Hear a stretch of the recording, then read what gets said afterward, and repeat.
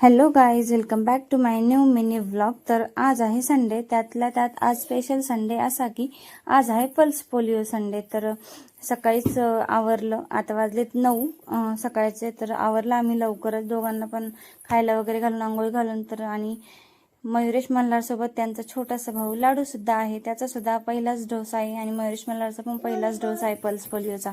तर लाडू बघा आता झोपेतून उठला तर टुकमुक बघतोय. तर आम्ही पोचलेलो आहे आता दवाखान्यामध्ये. आमच्याकडे दवाखान्याजवळ आहे ना उच्छिल्ला, तर मग तिथंच भेटतो डोस. तर बघा हा किती एकटक बघतोय लाडू. त्याची झोप झाली मस्त, आता मस्त खेळत होता.